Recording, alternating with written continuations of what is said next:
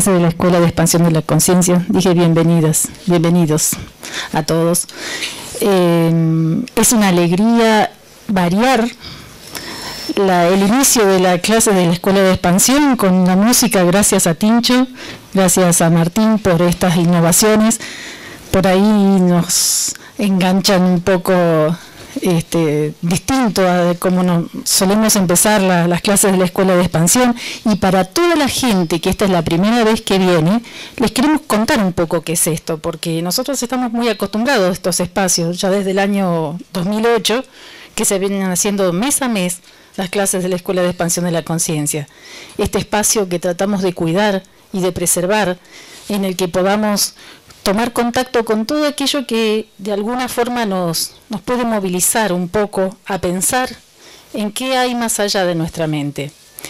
A Martín lo conocemos porque ha estado hace un par de meses dando una clase, una conferencia sobre economía consciente, que es un concepto que tiene mucho que ver con la unidad que somos de seres humanos. Y ahora también va a presentar una clase muy interesante.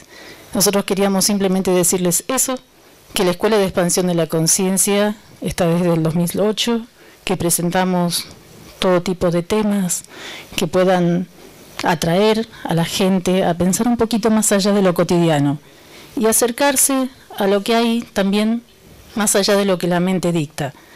Fue organizada por un pequeño grupo de meditadores y es sostenida por un grupo bastante numeroso, y ahora que se ha incorporado gente joven, que mes a mes procuramos hacer las cosas lo mejor posible para que ustedes tengan la mejor calidad en todo lo que presentamos.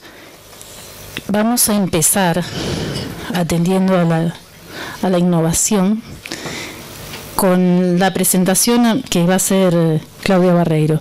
No olviden, por favor, sus celulares, y gracias y bienvenidos.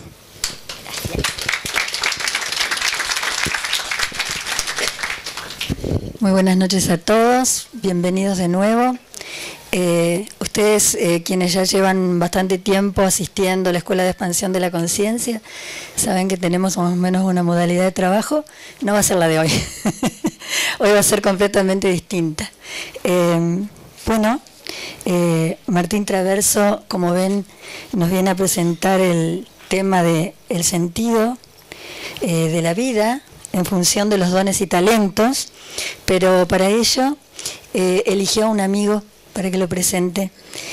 Indabor del Valle Sayavedra es artista plástico, es un artista plástico autodidacta, escritor, embajador por la paz ante la ONU, descendiente de la cultura diaguita, cultura originaria de nuestra Argentina. Así que le damos la bienvenida.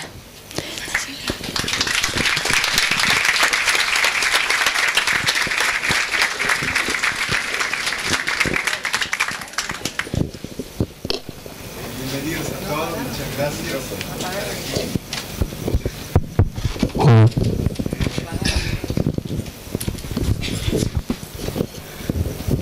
Es una alegría estar acá realmente para compartir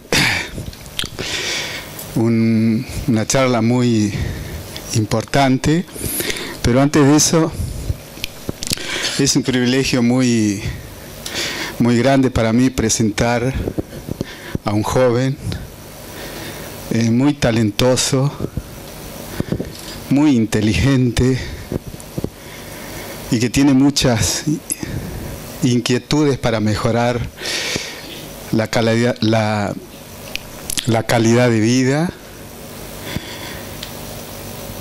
Y es una alegría para mí porque yo conozco a él,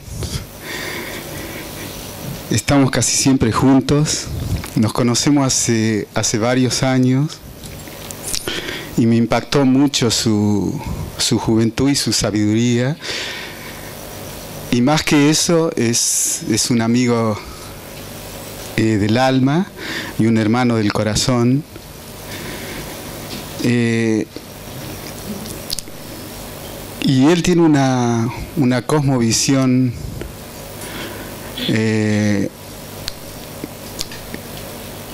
así global de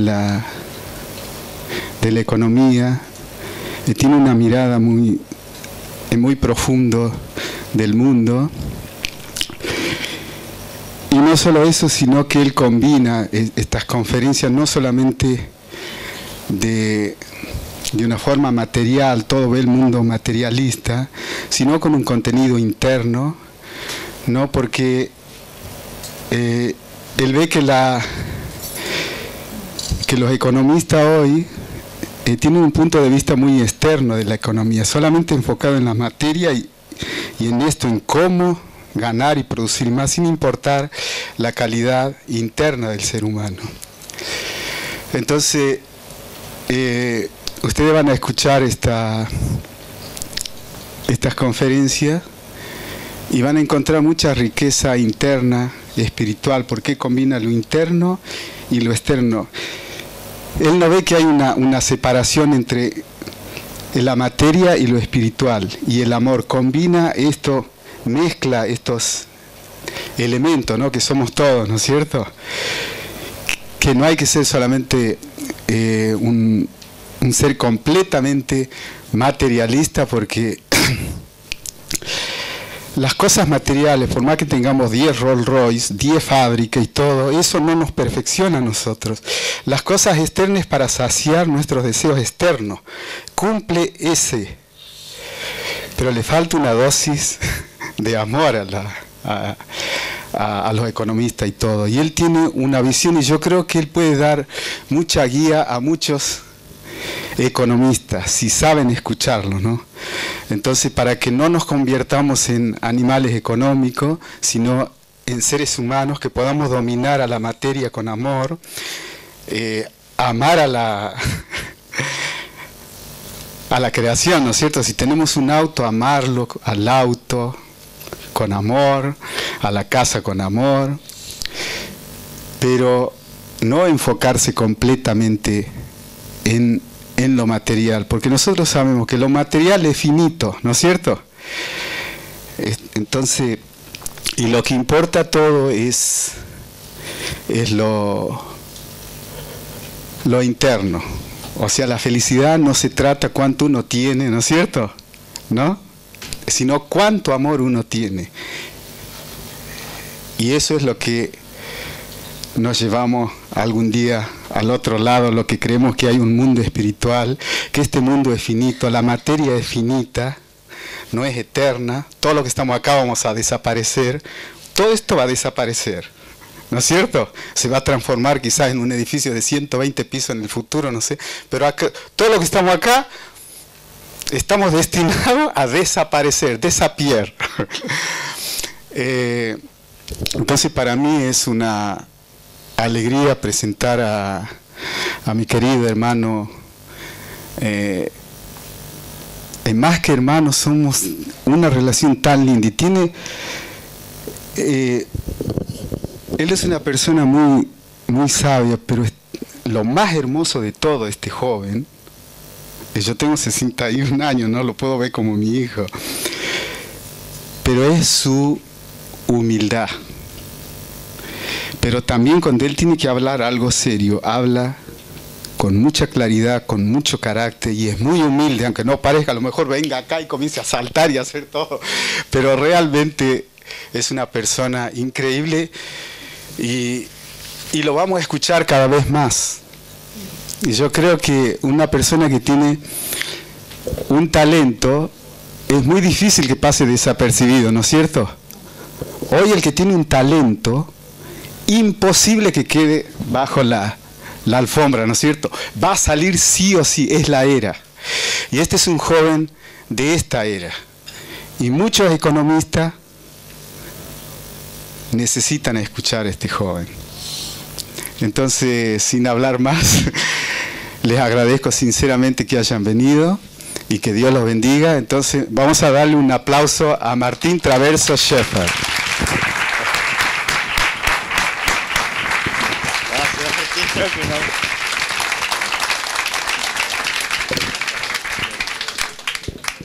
Muchas gracias, Indabor.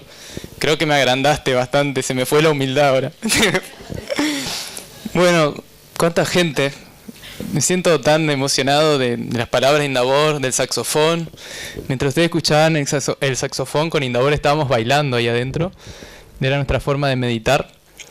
Y bueno, quiero agradecer a la Escuela de la Conciencia por organizar todo esto, porque atrás de esto hay varias personas que están en todos los detalles que uno por ahí ni se da cuenta, como esta mesa, la flor, el que está atrás del sonido.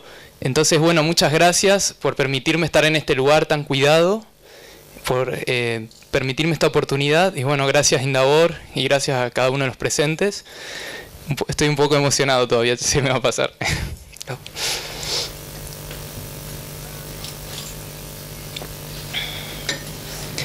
Y esta conferencia la quiero dedicar a una persona particular que me hubiese gustado dar una charla sobre él, que es de hace 4 días, el 2 de octubre, fue el aniversario del nacimiento de Gandhi, uno de mis grandes inspiradores, y es un ejemplo de persona, digamos, pacífica, de una persona tolerante, con una mente abierta. Y hoy estamos a 4 días de su muerte, donde se festeja el Día Internacional de la No Violencia, el 2 de octubre.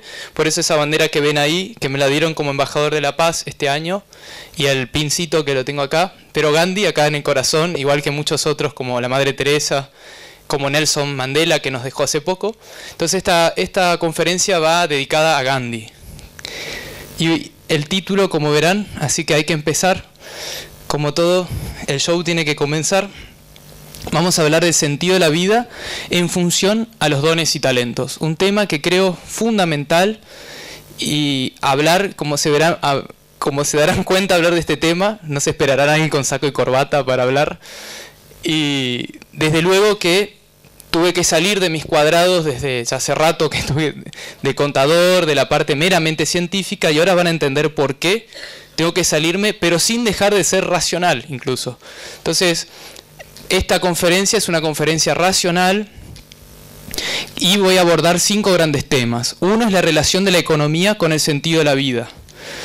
La otra es el ámbito de estudio de este tema tan profundo. El punto 3, voy a abordar una variedad de posturas que hay. Da para hacer un estudio muy grande de esto, pero lo voy a abordar someramente. El cuarto punto de la charla voy a hablar del sentido de la vida para Economía Consciente y para Martín Traverso. Ya tengo que poner la cara porque no puedo citar a otro. Y el quinto punto voy a compartir una filosofía práctica de qué hacer con todo esto, porque hoy estamos tan prácticos. Bueno, ¿y para qué me sirve esto? Bueno, vamos a empezar por el primer punto. Entonces, la relación de la economía con el sentido de la vida humana. Ustedes se preguntarán, ¿qué tiene que ver la economía con el sentido de la vida? Mucho. Y en esto se me ocurrió hacer un esquema para ver la relación que tiene la economía con el ámbito social. Nosotros podríamos pensar, por ejemplo, que acá tenemos la economía que configura un modelo de sociedad. Esto lo dicen muchos pensadores, como Marx, por ejemplo, que habla de relaciones de producción que configuran un aparato social, una superestructura. Pero sin ir al marxismo, vamos a pensar que la forma de producción de una sociedad configura una sociedad. Y esto configura también un modelo de ser humano. Acá está la educación, la cultura, la forma de la arquitectura de ese paradigma de sociedad. Cada sociedad tiene un paradigma cultural que se ve en la arquitectura, en el arte, en la filosofía. Y hay un paradigma de ser humano de esa sociedad. Y ese ser humano, para expresarse, tiene un sentido, es decir, una razón de ser que, aunque no lo sepa, lo vemos a través de su modo de vida. Yo propongo un ejercicio como pensarnos como que fuéramos antropólogos extraterrestres y por momentos bajáramos acá y quisiéramos saber cuál es el sentido de la vida de esta especie. Entonces, ¿qué tendríamos que hacer? Una es preguntarle cuál es el sentido de tu vida, y por ahí podríamos descubrir que hay personas que nos van a decir vivo para ser feliz, un montón de respuestas que no nos van a dar una información certera, porque evidentemente no se lo están cuestionando. Pero al final, si queremos ir a los bifes, observamos cómo viven y decimos, este vive para tal motivo, ¿no es cierto? Es como cuando se hacen encuestas, ¿cuánto gana usted? Y la mayoría o miente para arriba, depende de la clase social, o miente para abajo porque cree que le van a cobrar impuestos. Entonces con el sentido de la vida pasa algo complejo también. ¿Cómo preguntarlo? Entonces yo me quedo con la observación. A través del modo de vida puedo sacar el sentido de la vida de la cultura diaguita, por ejemplo, de donde proviene Indabor. Puedo inferir el sentido de la vida de un musulmán. Puedo inferir el sentido de la vida de alguien que vive en la cultura de los Zulú, que lo voy a nombrar ahora en Sudáfrica, del Ubuntu. Es decir, si observo esto, entiendo esto, puedo ir para atrás. En fin, acá lo que está pasando es una ausencia de este cuestionamiento del ser humano, quién soy, pero que en esta ausencia se define a sí mismo. Aunque no se lo cuestionen, tienen un paradigma de quién soy. Cuando yo les pregunto quién sos, me dan una respuesta. Y viven en función de un motivo, aunque no se lo hayan cuestionado. Entonces esta es la relación de economía con la sociedad. Y ahora vamos a ver la economía en relación con la ética y la antropología. Otras dos grandes áreas. Y ahí vamos a ver que el ámbito del quién soy es el ámbito de la antropología. Cuando digo quién soy, ¿quién es el ser humano también? Estoy preguntándome por el ser humano en general. El Papa Francisco dijo que hoy, hablando de problemas económicos, que el problema es antropológico. Quizás estaba teniendo esta intuición. Con el Papa Francisco coincido entonces. Parece que salió. Ahí volvió. Bien. Y el ámbito del para qué estoy y cómo vivir estas preguntas corresponde a la ética, que más adelante lo vamos a retomar. ¿Y qué es lo que pasa hoy? Esta es la relación que tiene la economía con este ámbito. El paradigma actual está centrado en la economía. ¿Y qué ocurre? Definimos un modelo de ser humano en base a la economía, lo que los sociólogos han llamado Homo economicus. Es decir, el hombre se define en función del modelo económico. Y la economía consciente es una propuesta de pasar de esto, donde el paradigma que nos define nuestra identidad está acá, que pase a este lado, es acá. Entonces, de Homo economicus a un Homo consciens, como decías a Indabor, el animal económico, ¿no? Y cómo pasar a ser un hombre consciente, que desde luego, ¿consciente de qué? De cuestionarse quién es y por qué está acá, por lo menos. Son los pasos mínimos que puede dar, desde mi punto de vista, para considerarlo consciente, ¿no? Consciente de su existencia, de su propósito. Y como era la economía consciente, parte de la antropología. No es como acá, que esto da identidad al ser humano, es al revés. El ser humano, cuestionándose y asumiendo su sentido, configura una economía, porque va a vivir de este modo, que le da sentido, y de este modo se configura una economía que configura una sociedad, y esto se recrea a sí mismo. Que configura una cultura, una forma de divertirse, una forma de relacionarse con los otros. Entonces, otra forma de ver esta relación es en un esquema lineal. Para mí es más circular, pero a veces somos amigos de los esquemas lineales, nuestra forma de pensamiento.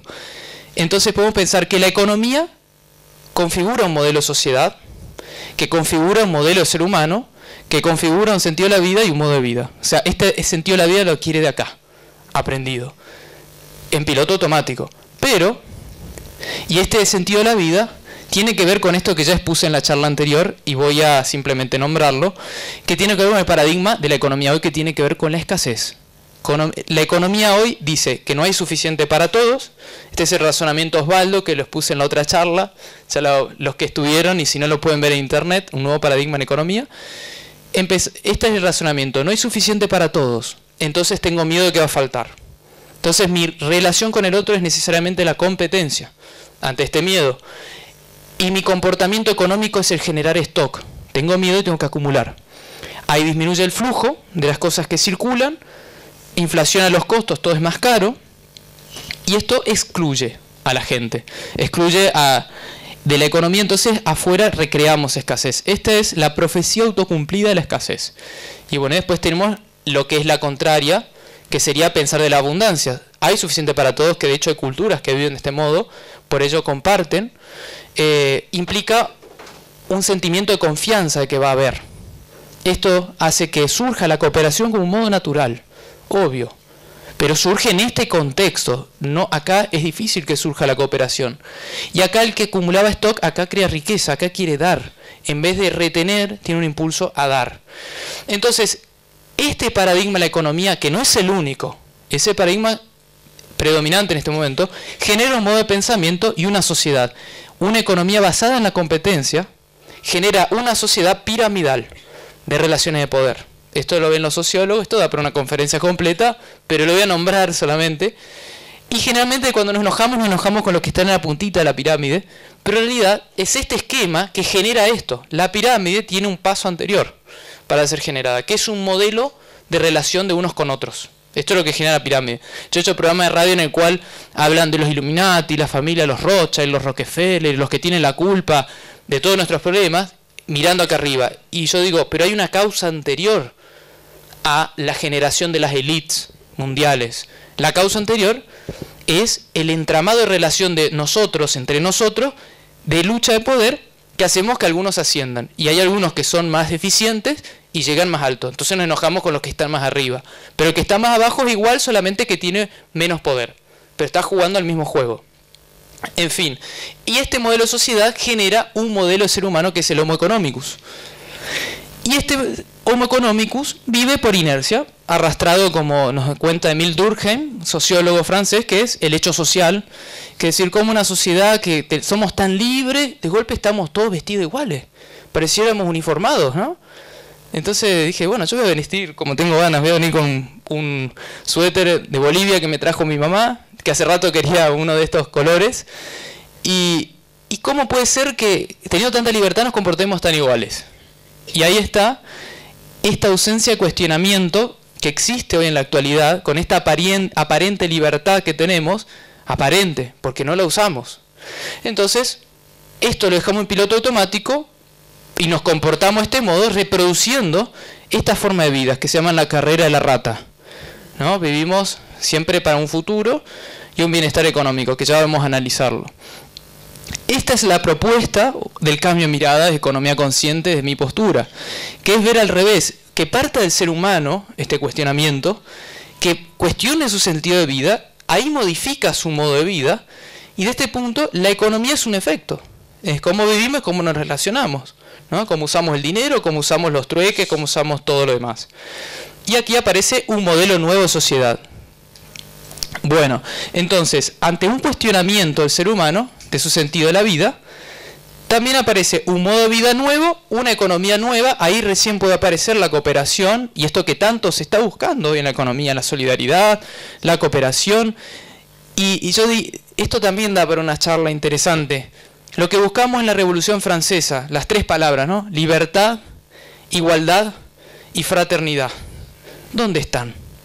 ¿Puede darnos algo externo la libertad? Varios filósofos hablan de esto, como Deleuze. La libertad uno la construye. Nos podemos asegurar unos derechos mínimos, ¿no? Civiles, pero la última libertad la construimos. La fraternidad, ¿podemos obligarnos a ser fraternos y cooperativos? Evidentemente, esta sociedad que buscaba la Revolución Francesa, que hemos buscado con los ideales, no hay otra que viene desde adentro de uno. Es decir, es un efecto de este cambio de ser humano, y no al revés. Y aquí vemos esta gran relación, que yo decía, este es el primer bloque donde explico la relación de economía con el cuestionamiento del sentido de la vida. Hay un esquema triangular entre la economía, el concepto de hombre y el modo de vida, paradigma. Entonces, esto sería antropología, ser humano, esto es ética, el modo de vida, y si lo ampliamos, acá está la economía, pero también están las ciencias políticas y la sociología. Todos los ámbitos sociales que estudian al ser humano en el todo social. Y acá está la antropología, pero también está la psicología, la historia, la filosofía, todas las áreas sociales que estudian, también las neurociencias, la medicina, la biología. Y en este lado está la ética, pero también las religiones y la opinión común, o sea, cómo determinamos nuestros modos de vida desde esos lugares. Bueno, eso fue un poco la relación que tiene el sentido de la vida con la economía. Entonces vemos por qué planteo que es necesario para una economía consciente empezar por donde hay que comenzar. ¿Quiénes somos y para qué estamos? Y no hay más vuelta que darle. Ahora ya estamos en condiciones de preguntarnos, bueno, ¿y dónde se estudia esto? ¿Hay un supermercado de sentido de la vida donde voy, digo, bueno, voy a tomarme este sentido?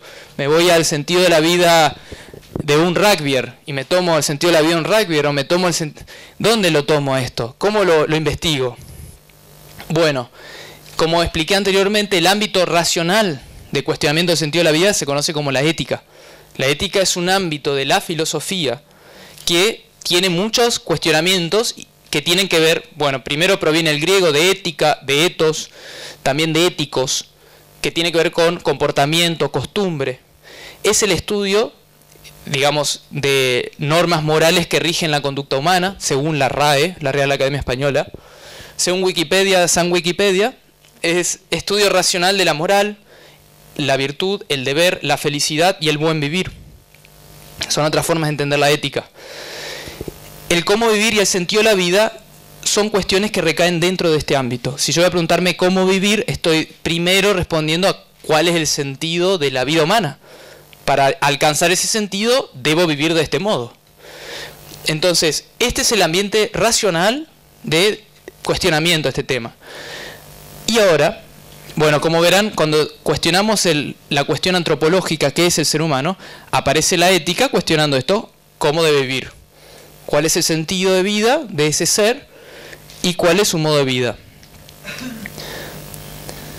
Ahora, ¿cuál es el sentido del sentido? ¿Cuál es el sentido de hacernos esta pregunta? Entonces, es una pregunta que no estamos acostumbrados a hacérnosla tan seguido, ¿no? Entonces, ¿tiene sentido hacerse esa pregunta? Y yo nombro un martillo, como decir, ¿cuál es el sentido de la vida de un martillo?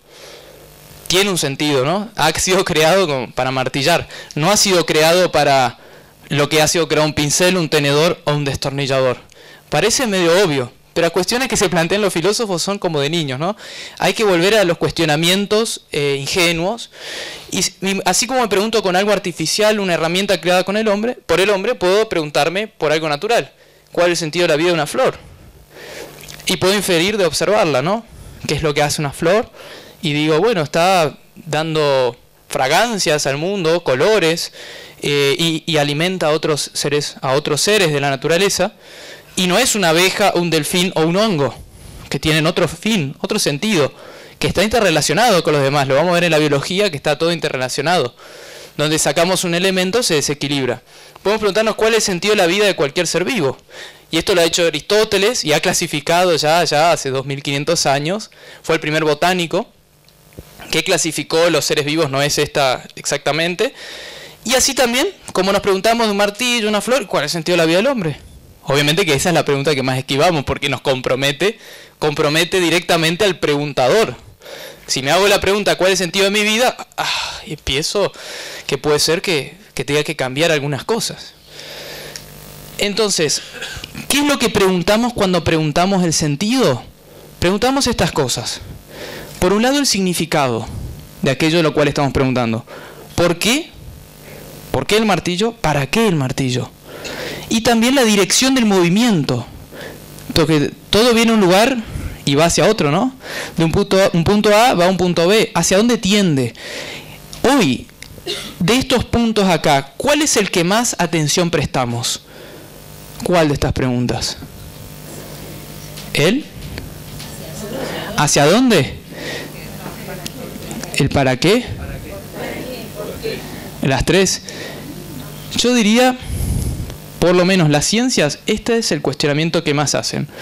Estamos preocupados por si el hombre viene del mono o viene de la costilla de Adán y Eva. Del Big Bang, si fue hace tantos años o hace más atrás. Desde dónde vienen las cosas, pero no hacia dónde van. Lo que más nos preocupa, y por lo menos de las ciencias, que es nuestro paradigma de civilización moderna, posmoderna, y estas preguntas quedan un poco afuera. Es más, quedan fuera del ámbito científico.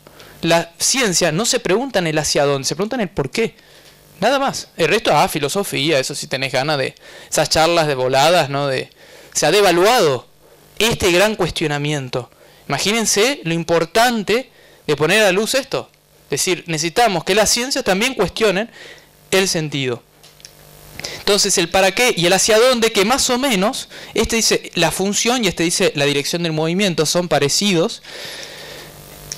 Y con respecto a la vida humana, vamos a ver corrientes, por ejemplo, que van a decir que la vida humana no tiene sentido, que vienen ya desde Grecia, los escépticos, como Sartre hoy en la actualidad, que habla de que la vida humana no tiene sentido, todo es por azar. Esto se conoce como nihilismo, nihil, nada en latín.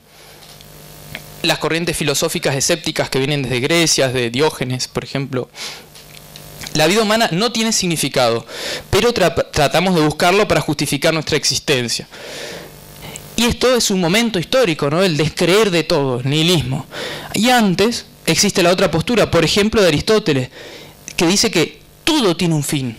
El martillo, la flor, no hay nada que no tenga un lugar hacia donde esté tendiendo, porque no hay nada que esté quieto. Viene un lugar y se va a otro, o sea, todo tiene fin. Esto se conoce como teoría teleológica, que viene del griego telos, no telo, para nuestra lengua, del telos, con S al final, y que todo tiene un sentido, un para qué. Entonces la vida humana también tiene que tener. Entonces tenemos estas dos, como la pregunta por el sentido de la vida humana. Y Aristóteles fue quien empezó a hablar de estas 4 causas para explicar todo ente. 4 causas que tenían que ver, 2 con lo intrínseco, con lo propio de algo que yo esté mirando, y 2 externas. Por ejemplo, lo formal, que sería decir por qué algo es lo que es. Por ejemplo, él miraba una escultura y decía, esto es una escultura de Zeus, porque el que lo hizo se inspiró en el dios Zeus. Y este cuestionamiento pertenecería a la metafísica, porque algo es lo que es. Y la metafísica es filosofía, es más allá de lo físico. ¿Y por qué? ¿Qué es lo que hace o de qué está constituido? Bueno, la estatua está constituida de cemento. Entonces esta es la causa material. Acá. ¿Qué sería hoy?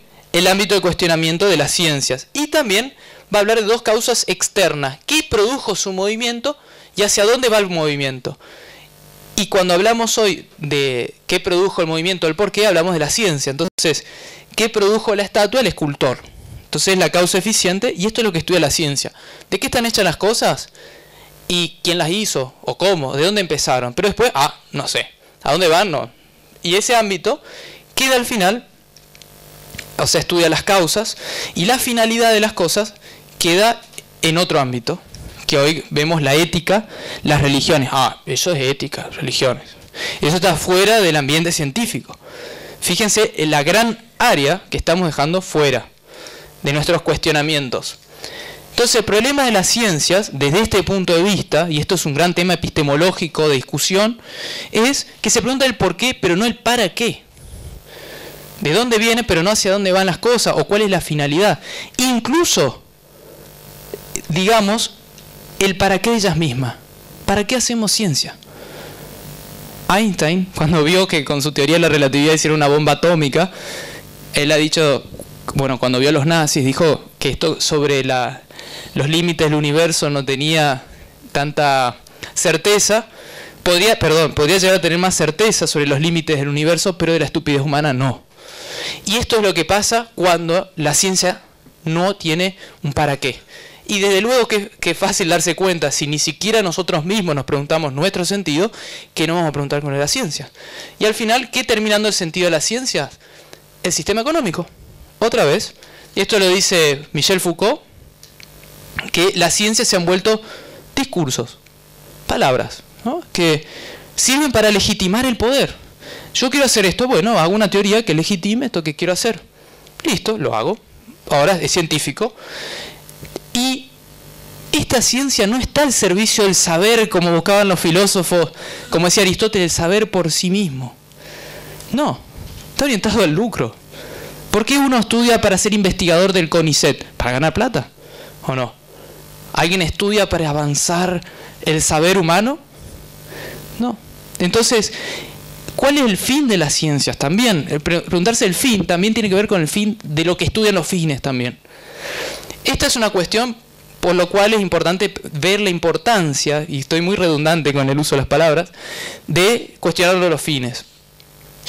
Y esta cuestión al final, ¿dónde recae? Ha quedado fuera de la discusión científica, por ende ha sido devaluada, y en esta charla mi función es mostrar la importancia de volver a la misma altura que el debate científico esta cuestión de preguntarnos sobre los fines.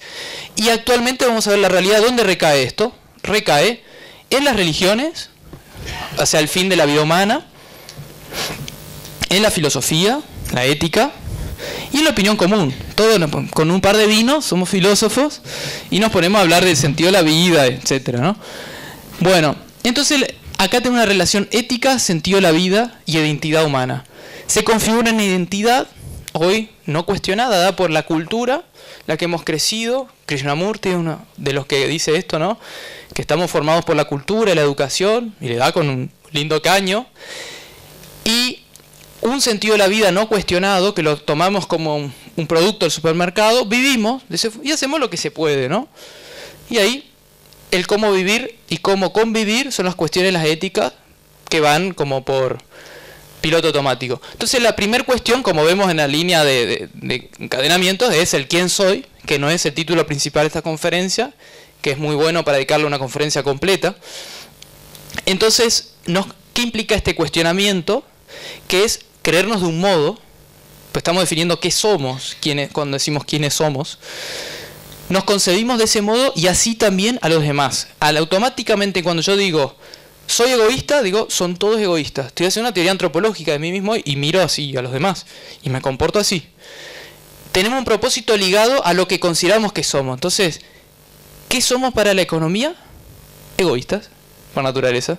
Entonces, qué casualidad que cómo nos comportamos. Y resulta que después cuando hacemos una encuesta, ¿usted es egoísta? No. Y hasta es un insulto decir a alguien egoísta. ¿Vieron la bipolaridad en la que estamos? Somos egoístas, pero no somos egoístas. Bueno, tenemos un propósito ligado a lo que consideramos que somos. Vivimos de acuerdo a ese propósito y configuramos una economía y un modelo de sociedad. Eso se configura simplemente arriba, como un resultado, un efecto. Y este es el gran cambio que hablo en economía consciente, el gran cambio de identidad, que es el modelo basado en el ego, que lo he hablado mucho en la conciencia anterior, en la conferencia anterior, que tiene que ver con esta conciencia de separación, de ser un yo, pero separado del resto. Afuera no hay nada, dijo Descartes, no puedo dar fe de mis sentidos. Yo no sé si ustedes son muñecos mecánicos que se mueven así como, o si estoy durmiendo. Entonces, afuera no hay nada, estoy yo. Y nada más. Y este es un yo también, psicológicamente tiene personalidad, pero como parte de un todo. Yo soy un yo desde este entorno en el que estoy. Es más, no hablaría español si no estuvieran ustedes. ¿De dónde lo aprendí? No existiría el lenguaje. Y ya vamos a ver esto con el Ubuntu. También es el pasaje de esta identidad, que a mí me gusta nombrarla resumidamente, del Homo economicus, que han bautizado sociólogos al hombre moderno, occidental, que hoy se ha vuelto global, porque, como dijo Einstein con la estupidez humana, creo que se ha vuelto global, ¿no? Lo vemos al occidental en los países orientales también hoy. O vemos este mismo comportamiento se reproduce en Buenos Aires, tanto como en Shanghái, en Tokio o en Seúl. ¿Cómo pasar de esto a un hombre consciente? Y este es el gran paso de identidad, que es un paso que no lo puede dar un sistema político. El otro no me puede obligar a cuestionarme, es algo interno. Podemos ponerlo sobre la mesa, pero el punto es necesariamente de uno mismo. ¿Cómo cambiar la economía? Todos queremos cambiar afuera, ¿no? Afuera, vamos a ver, sistema que vamos a poner. Entonces, primero debo cambiar la concepción de mí mismo. Y este es el gran punto. ¿Realmente soy un revolucionario? Bueno, acá está la revolución. Es el primer paso que tengo que dar. No, yo los voy a cambiar a todos afuera cuando sean todos cooperativos, todos fraternos, iguales y libres. Ahí yo último voy a ser. Qué fácil, ¿no? Debo ser el primero de lo que estoy proponiendo de última. Si yo quiero lograr eso, primero debo probarlo yo. Entonces no hay forma de pasar el primer paso. Y esto no significa, vos sos de derecha, vos sos liberal. No soy de derecha ni de izquierda. Soy un ser que se cuestiona y considero que el primer paso es individual para después ir al otro, que es la conciencia del ser, porque acá ya hay conciencia de unidad, acá ya me integro con el otro, pero desde una conciencia de un yo separado no puedo, estoy encerrado en el yo cartesiano. Entonces acá recién aparece una conciencia, un nuevo sentido de la vida. Ahora que me veo distinto, ya no puedo concebirme como me han enseñado, porque mis padres, la educación, la cultura, las revistas, la televisión, la industria de Hollywood, me venden un sentido de vida empaquetado, me muestra lo que es el éxito. Pero ahora yo me estoy cuestionando. Entonces eso no es una verdad para mí. Ahora tengo que volverla a pasar y elegir algo. Si lo vuelvo a elegir es previamente porque lo cuestioné, pero ya no lo puedo tomar por inercia. Y esto me implica si cambio este sentido, obviamente voy a vivir de un modo distinto. Quizás no es que cambio completamente, pero va a cambiar los enfoques, por lo menos, de cómo vivía. Entonces muta la economía como un efecto. Pero no hay mutación de economía si no hay mutación de modo de vida, ni de sentido, ni de identidad. Simplemente hay cambios como hemos visto en las revoluciones, ¿no? Dictaduras que después se pasan de bando, ¿no? De unos a otros. Son revoluciones donde uno derroca al otro. Y así muta la sociedad. Por lo menos los cambios perdurables. Me gusta una frase de Gandhi, hoy lo voy a nombrar bastante a Gandhi, en su honor también, que dice: toda conquista hecha por la violencia está destinada a ser perdida por una violencia mayor. Si queremos cambiar la sociedad realmente, esta es la única forma. Como no hay paz, no hay camino para la paz, sino que la paz es el camino. Y acá lo tenemos, ahí está. Entonces, el nuevo paradigma de economía y sociedad comienza con Homo Consciens, que necesariamente son agentes de cambio. Porque donde todos se comportan de un modo y alguien distinto, empieza a mover su entorno. Esto nos lo han mostrado pequeños hombrecitos como él, ¿no? Un viejito tan flaquito que liberó 300 millones de personas haciendo nada, dando vuelta a una rueca y caminando. Bueno, entonces tenemos grandes ejemplos de cambios que han habido desde la paz y desde la inspiración de cambios, como esto. Entonces el agente de cambio es un concepto esencial para entender la economía consciente. Es decir, todos somos agentes de cambio microeconómicos y micropolíticos. A este nivel, cada uno tiene una participación en el todo social que lo hace participar de la economía y participar de la política, como de la cultura. Entonces, este término micropolítico es muy interesante porque usamos el microeconómico, pero no el otro, que economía y política es lo mismo ahí en el todo. Pero este es un término interesante que viene de la filosofía, de Deleuze, por ejemplo, un francés, que muestra que a través de la construcción del modo de vida, cada uno está haciendo política. Desde luego, cuando me comporto como se comporta la masa, mi forma de hacer política es simplemente seguir el paradigma. Pero cuando yo me cuestiono y mi modo de vida cambia, resulta que mi entorno me empieza a mirar y también cambia mi entorno. Y esto dijo Gandhi, que tu vida sea tu mensaje. Por eso, porque era muy consciente de lo que él hacía, ¿no? O sea, dando vuelta a esa rueca, fue realmente un revolucionario. Entonces, hasta acá vemos cuál era el sentido de preguntarnos sobre el sentido, por qué la relación de esta pregunta con la economía y la función que cada uno tiene como un agente de cambio. Somos todos Che Guevaras pacíficos, todos Gandhis. Entonces no hay nadie nadie está flotando en la estratosfera, estamos todos en el guiso, estamos todos en el todo, nadie está afuera. Entonces todos somos agentes de micropolítica y microeconomía, no importa si alguien está en un partido político. Y ahora vamos a ver un poco una variedad de posturas sobre este cuestionamiento que es el sentido de la vida. Y en esta parte de la conferencia no voy a hacer un estudio exhaustivo, primero porque imagínense que hacer un relevamiento de las posturas filosóficas, de las posturas de todas las religiones, implica estudiar todo eso y realmente es un arduo trabajo. Yo voy a hacer simplemente un boceto a lo Martín, a lo chamamé, como decimos en Corrientes, pero que es mejor que nada. Invito que ojalá hagan este estudio, que se haga un estudio serio, de una indagación racional de los sentidos de la vida en función de las religiones y en función de posturas filosóficas y culturas. Sería un estudio muy interesante, pero por lo menos mientras no encontré, propongo algo rápido así.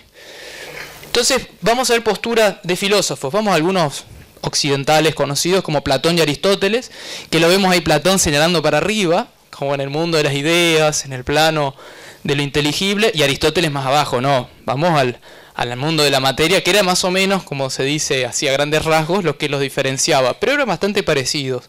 Para Platón, nuestro sentido de la vida tenía que ver con una cuestión de contemplar la belleza, la verdad, de ir más allá de lo que observamos, de lo sensible. Y tenía que ver con una vida en torno a la virtud, en griego arete, y que tiene que ver también con ocupar nuestro lugar en la polis. Esto lo dice en República, ya en su madurez, que la poli ideal se da cuando cada uno ocupa su lugar. El que le gusta la carpintería es carpintero, una intuición bastante de esto de los dones y talentos, ¿no? Que lo van a mover más adelante. Cada uno ocupa su lugar. Después cuando dice, bueno, ¿y quién tiene que gobernar? Ah, el filósofo. Ahí es cuando dicen, bueno, vos escribiste esto para decir que vos tenías que gobernar. Y en realidad hay una intuición muy interesante acá. Pero bueno, todo esto es cosmología griega, todavía acá no apareció el tema de la libertad, da para ver muchas cuestiones. Aristóteles ya empieza a decir, no, vamos a ver, yo no sé si puedo contemplar la belleza, yo veo acá lo que hay y acá en lo que tengo voy a buscar la felicidad, la eudaimonía. En griego dice, todo tiene un fin, decía Aristóteles, el telos, su teoría teológica, y el hombre tiende al bien, en mayúsculas, ese mismo bien que decía Platón, y ese bien es la felicidad. Todos tienden hacia eso. Entonces, pero en el medio se equivocan, no por malos, porque no existe la maldad, solamente la ignorancia, y eligen modos de vida aparentes, que tienen una felicidad aparente, el modo de vida de la riqueza. ¿Pero qué estás buscando a través de la riqueza? Y la felicidad. Pero a través de ese medio no la consiguió. El modo de vida de los honores, dice Aristóteles. Pero a través de eso, al final no lo consiguió. El de que buscan las vidas de los políticos. Ya en esa época lo decía. Entonces él dice que hay vidas que nos llevan a una aparente felicidad, pero no es la felicidad. Que eso viene de la vida contemplativa hacia él. Y habla de un término medio. El término medio entre ser un temerario, alguien que se arriesga por todo, y en ser un miedoso, ¿no? Entre medio está la prudencia. Bueno, él habla un poco de esa teoría. Pero en fin, esto de que todos tendemos a un bien, felicidad, que después en la Edad Media lo van a retomar Santo Tomás de Aquino, San Agustín, todo eso, pero bueno, esto no es una clase de filosofía, simplemente un boceto. Después aparecen también, cuando decae Grecia, la parte de Platón y Aristóteles, aparecen los estoicos, los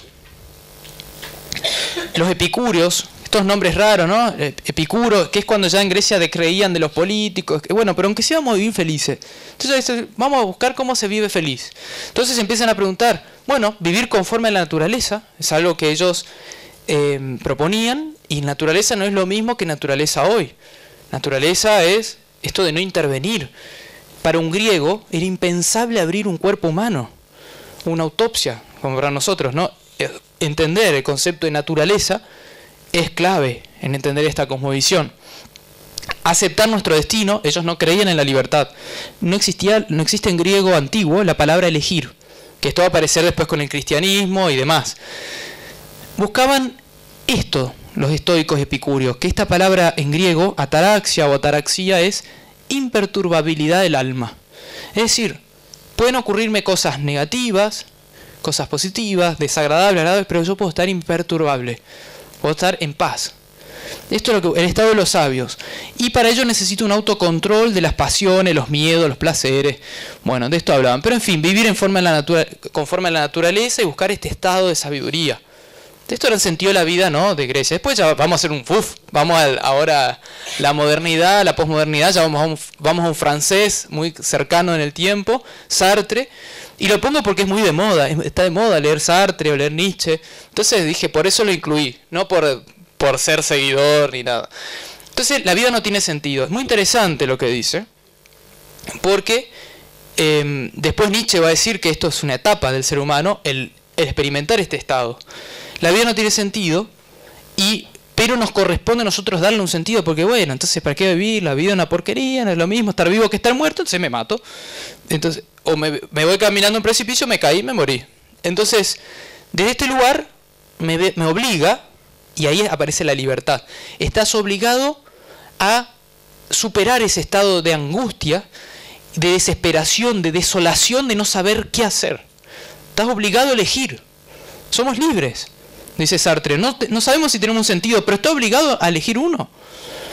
Entonces, ser consciente de elegir implica ser responsable. Y del momento que uno se hace libre y responsable, también siente una culpa por las macanas. Pero es propio de quien se hace responsable, dice Sartre. Entonces, la elección se hace en soledad. Y no existe una tabla de valores en la que me pueda apoyar. No hay moral, no hay nada. Soy yo que elijo. Esto nos dice Sartre.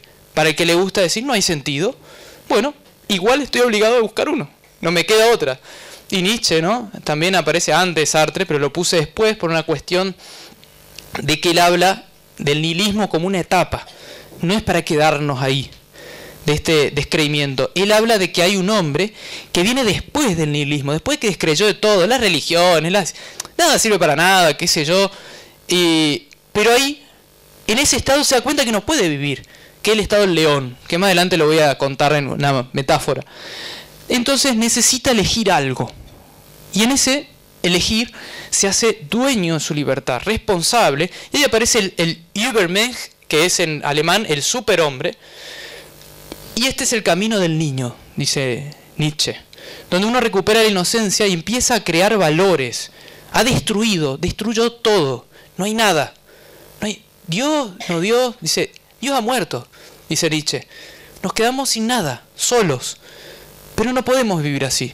Bueno, hay que reconstruir los valores y pasamos a esta etapa. Estas son posturas filosóficas. Hay muchas más, le dije, para mí esto evoca un estudio y cualquiera que esté estudiando el tema va a pensar que esto es muy para arriba, con buen derecho, pero para mí la idea es hacer un boceto nomás. Y hay muchos filósofos en el medio, y además, cuántos filósofos que no reconocemos de culturas originarias, como de las que viene Indabor, los diaguitas, los andino-amazónicos, los mayas, los zulús, los dakota. Es decir, también yo estoy a favor de considerar filósofos a personas de culturas no europeas, como andinos, nativos americanos, africanos y también nativos de las culturas de Nueva Zelanda, Australia, China, por ejemplo. Bueno, también podemos ver que las religiones principales le dan una respuesta en función de las escrituras, de cuál es el sentido de la vida del hombre. No siempre es la cuestión fundamental, sino que siempre es algo implícito. Pero se dice cómo se debe vivir y a partir de ahí algunas infieren el sentido, otras dicen directamente este es el sentido. Pero podemos inferirlo. En el cristianismo vemos un sentido de la vida ligado a amar al prójimo y a Dios, ¿no? Y la vida en función a Cristo y a la Biblia. Fuera que hay muchas corrientes ahí adentro, pero todas tienen en común el servicio al prójimo, el amar al prójimo a uno mismo. Pueden diferir en otras cosas, pero esto es un gran punto en común. El judaísmo también habla de una vida tolerante. Interesante, el tolerante aparece en el judaísmo. No sé si será la realidad, pero está en lo escrito, con todos. Y de agradecimiento con Dios, atendiendo a los mandamientos, los 10 mandamientos de Moisés, el Torá, todo eso. El Islam habla mucho de la obediencia a Dios. Islam significa sumisión en función al Corán y a Mahoma, que es el profeta. Pero también está esto de Dios, en todos está Dios, está el otro, está esto del servicio, está la paz, en todas. Otras posturas, el budismo, que algunos consideran una religión sin Dios, más ética, que busca la liberación del sufrimiento y una vida de sabiduría. Y en esto, entre los sutras del Buda, está una vida de servicio a los otros, una vida recta. Y incluso en la economía dice recto sustentamiento, que tu sustentamiento provenga de algo que no produzca perjuicio. Bueno, el budismo habla mucho de no causar perjuicio. La compasión, ¿no? Acá tenemos muchas vertientes. Lo tenemos un gran ser humano y pacifista que es el Dalai Lama. Tenjin Gyatso, su nombre, el 14º Dalai Lama, exiliado del Tíbet hoy en la India, que habla de la compasión. Su gran mensaje es la compasión, ¿no? Que lo que le falta a la humanidad es compasión.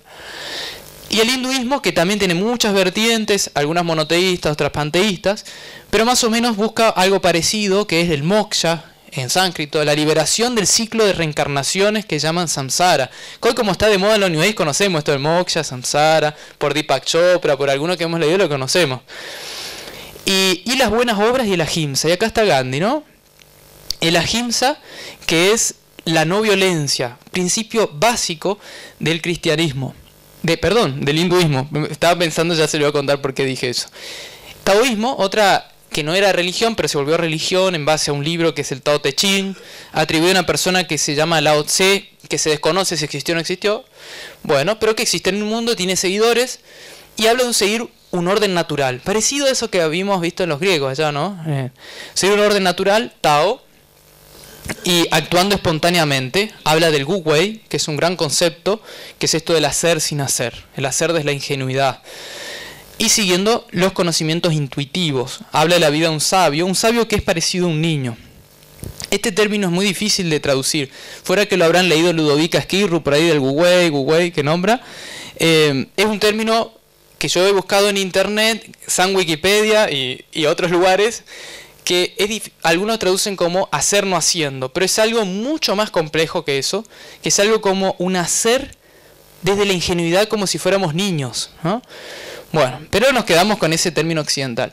Y lo que iba a decir del hinduismo y el ahimsa es que encontré un librito en la peatonal, que lo traje acá, que es Jesús y el cristianismo, de Mahatma Gandhi. Hoy esta charla está dedicada a él, que se lo regalé a Indabor también, y vale menos que comprar una pizza. Así que imagínense, es un libro muy interesante que lo escribió Walter Gardini, que es recopilador de los escritos de Gandhi sobre Jesús y los cristianos, profesor de historia comparada de las religiones, budismo zen, textos del yoga, de la Escuela de Estudios Orientales de la Universidad del Salvador de Argentina. Tenemos la carrera de estudios de carreras orientales en Buenos Aires, es la única de América Latina. Ese librito, que vale menos que una pizza, habla de la relación que Gandhi encontró estudiando el Torá y la Biblia. Además, él era de religión hindú. Muchos no lo saben porque él siempre se mostraba una actitud tolerante y no ponía su religión primero, sino que ponía la paz primero. Y él dijo, el ahimsa, la no violencia, es lo mismo que dijo Jesús en el Sermón del Monte, la otra mejilla. Es lo mismo que, diría hoy si viviera, que dice el Dalai Lama, la compasión. Es decir, hay mucho en común, que pareciera que no, pero hay mucho en común. Y por ejemplo, la creencia de un Dios o causa última, la vida o realidad posterior a la vida humana, en todas estas concepciones, preceptos contenidos en alguna escritura sagrada, todas tienen su escritura, y una vida humana pacífica. No hay ninguna religión que no postule una vida pacífica. O sea, de eso estamos de acuerdo. Entonces estamos de acuerdo con economía consciente que comienza de la paz. Es decir, no se puede una religión proponer una guerra. Ha habido en la historia, pero no están legitimadas realmente. Han sido errores o han sido cuestiones de ego de esos momentos, ¿no? Entonces, una vida humana pacífica, buenas obras y servicio, orientada al otro. Esto aparece mucho en las religiones, en el sentido de la vida. Y después vamos a tener posturas populares, estas que salen cuando nos juntamos a tomar una cerveza, ¿no? ¿Por qué vivís vos? Y ahí nos volvemos todos filósofos. Y hay que vivir por los placeres, es decir, hay que pasarla bien, el carpe diem, pero hablamos de los placeres del cuerpo, no ese hedonismo de Epicuro, que era un hedonismo calculado, es irracional, no, todo lo que te guste y ese es el único motivo, el hoy. Otro es vivir para hacer dinero. Nadie dice yo vivo para hacer dinero, pero es cuando uno no se cuestiona, muchas veces está viviendo por eso, sin saberlo, porque está viviendo para pagar cuentas, para tener más cosas, o por la fama. Por ahí puede ser que no es tanto el dinero, pero sí la fama, lo que me orienta, ser importante. O constituir una familia puede ser una de las motivaciones, que no es la motivación que existía en todas las culturas, porque hoy la familia nuestra es una familia armada, ¿no? de un concepto, pero en otras culturas esta familia era la comunidad, eran todos los amigos, para los griegos, la filía, la amistad. Decía Epicuro que para una vida feliz es necesario tener amigos e integrarse en la comunidad. Entonces, vemos que esto también es un concepto muy actual. El éxito también, dinero, bienes, materiales. ¿Qué nos referimos cuando decimos éxito? A eso. Me voy a sacar el saco porque me dio calor. Ay, gracias. Bueno, estas son posturas como populares. Entonces, generalmente tenemos sentido de la vida no cuestionado si uno no sigue una religión, o sigue una religión a medias, como ir a misa los domingos, pero después vivo a mi modo. No sigo, digamos, la ética católica, sino solamente los domingos un ratito, pero el resto vivo con mi sentido. Y generalmente sigo a la masa, para no desentonar. Y esto nos ha dicho fuertemente Krishnamurti, que no es saludable estar bien adaptado a una sociedad profundamente enferma. Nos dio con un caño, a la cultura, a la educación, a todo. Pero bueno, y esa búsqueda, que de última había una búsqueda interesante, por lo menos de cosa positiva, se termina degradando en lo que hay. Y lo que hay es supervivencia. Es para las clases bajas sobrevivir, comer, a ver si como mañana. Para la clase media, pasar el mes, cerrar las cuentas, ¿no? Para la clase alta también una especie de supervivencia que es cuidar de todo lo que tengo. Mirá si viene un Chávez y me expropia, o si me roban, entonces cámara, seguridad. Y al final, el consumir, esto de que es soy lo que tengo. Esto es lo que nos queda al final, ni siquiera lo que nos proponíamos, sino que supervivencia. Que yo en el artículo que muchos habrán leído en el diario Litoral llamé que no hemos vuelto hombre de las cavernas con saco y corbata. Estábamos ahí en la caverna, salimos a buscar el pescado y después volvemos a la caverna. ¿En cierto? Entonces, lo que hay es supervivencia. Entonces yo digo, la economía actual es una economía de supervivencia. una economía del ego separado, basado en el miedo, una construcción de una personalidad con base en el miedo y en la supervivencia. Por eso se reafirma ante los otros y compite, mira de manera hostil. Imagínense un hombre en la caverna. ¿Cómo mira? No mira de manera amigable, a ver, vamos a...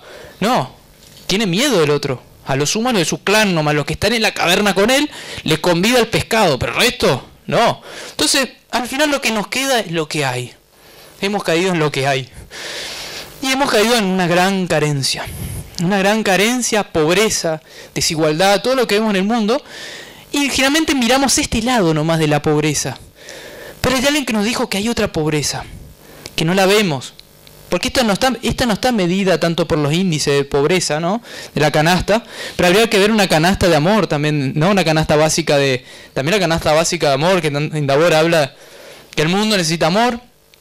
Entonces, hay la mayor pobreza, a ver si saben quién dijo esto, hay muchas personas en este mundo que anhelan un pedazo de pan, pero hay muchas más que anhelan un poco de amor. ¿Quién dijo esto?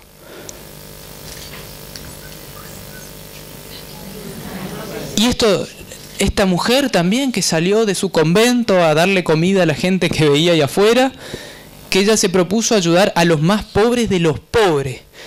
Y cuando se fue a descubrir esa gente, terminó descubriendo que los más pobres de los pobres no eran los más pobres de los pobres, que había unos más pobres todavía.